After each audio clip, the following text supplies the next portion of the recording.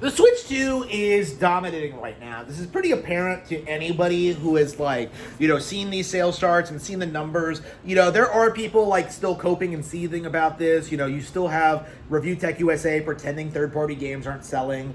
And you have Nintendo trying to do his thing whenever he's not, like, in hiding after a major release. But right now, it is pretty evident that Nintendo Switch 2 has won the console generation, okay? It's a big deal. Nintendo has won. The Switch 2 has proved that the Nintendo brand is indestructible at this point. And there's really nothing that any other tech company can do to, like, intrude on their niche. We saw the iPhone fail, we saw the PC fail, we saw PlayStation fail. Like, there's just no other, like, higher, like, company that can swoop in and, like, ruin Nintendo's branding at this point. Like, all they have to do now is just kind of keep expanding until they start, like, acquiring other companies. I'd love it if, like, someday they I don't know, acquire Disney or something. Obviously this is, like, probably, like, hundreds of years down the line, but again, like, I grew up being told that Nintendo was going bankrupt and that they'd be acquired by Disney, by PlayStation, by, like, Amazon at one point. Like, everybody keeps doing this thing, and it's just not really possible because Nintendo can't sell itself unless they want to be sold. And that's, like, the core problem that people have when it comes to Nintendo is that, like, well, big companies want to acquire them. They can acquire them. Yeah, only if they want to be sold, which they don't. If Microsoft couldn't do it, I don't know who could. Like, 20 years ago, they couldn't do it. I don't know who could now. So basically what we're seeing is just people coping and seething about Nintendo being a global brand. You can't hide behind, like, mainstream culture. You can't hide behind, like, UK sales. And you can't hide behind, like, this idea that, like, kids don't like Nintendo anymore. Because, like, it just isn't true. And what we're seeing is, like, a huge crackdown on a lot of established narratives in regard to the company. Case in point, the idea that you could play Nintendo games on PC, which, of course, is not true. It never has been true. It never will be true. But the narrative has always been that, like, well, if you just download the ROMs and then, like, get an emulator, like, you'll be able to play the games. No, bitch. First of all, that's illegal. And second of all, that's getting cracked down on. Okay, so the ROM thing has completely collapsed. You can't even get, like, old games anymore. And what's more is that we're seeing more and more that it's getting increasingly difficult to emulate new Nintendo hardware. Okay, it would be pretty much impossible to, like, properly emulate Star Fox Zero. It'd be pretty much impossible to properly emulate the Wii. And, like, you have people coping about that, like, oh, I could totally do it. No, you can't. It's not the same thing. It's too specialized of hardware. And now, in the Switch 2 era, first of all, we're seeing Switch 1 emulators getting taken down. So you can't even play Switch 1 games. But second of all, like, Switch 2 emulators just don't exist. Okay? We're a year in now, and it is completely impossible to pirate Mario Kart World or Bonanza or Kirby Air Riders or Pokemon Pokepia. If you're going to play these games, you're going to have to do it on the hardware. And this is the problem that I think a lot of these people are going to have, is that, like, when you look at, like, the timetable for this kind of thing and you see the hackers, like, what they're saying, like, they're admitting this openly, is that it is going to take a decade of work to crack, like, Nintendo software encryption. Like, it is going to take a decade of work to get Switch 2 emulation off the ground. And even then, it's probably not going to be perfect.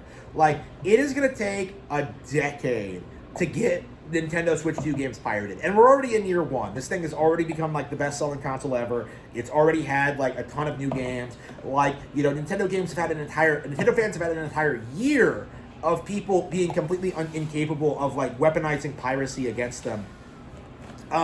Without piracy, the PC master race just completely falls apart. Because Nintendo is putting out more games in a month than Xbox, PlayStation, or PC put out in, honestly, their entire lifetimes, okay? Like, PC has never put out anything as relevant or successful as Pokemon, okay? It has never done a Pokepia. It has never done, like, a Mario Kart World. Like, there's just nothing on there that's, like, anywhere remotely similar. Like, if you look at the numbers between Sonic Cross Worlds and Mario Kart World, you see a world of difference, okay?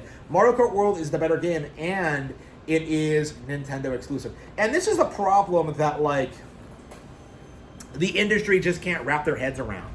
Like, this is a problem that the industry has. This is a problem that these individuals are having now, is that Nintendo is dominating. They're killing it right now, and yet, like, without piracy to kind of fall back on, there's not really anything PC gamers can do other than, like, just sit there and try and, like, cope.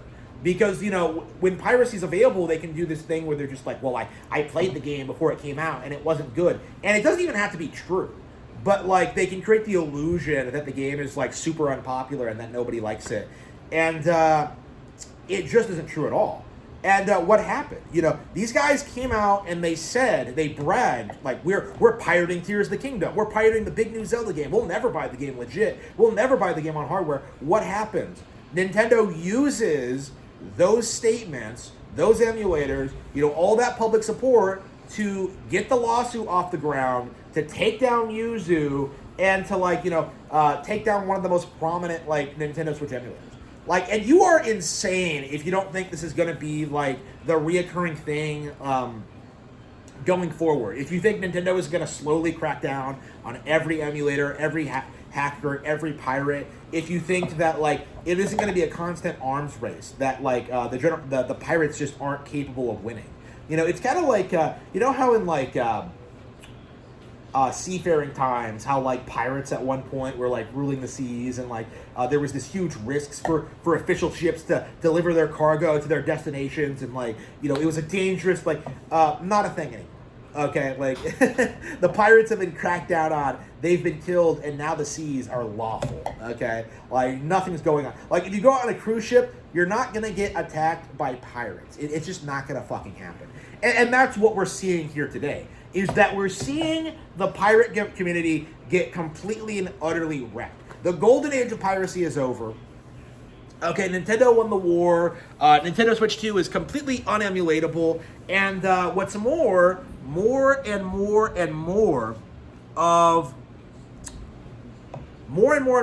of these emulators are getting taken down every day.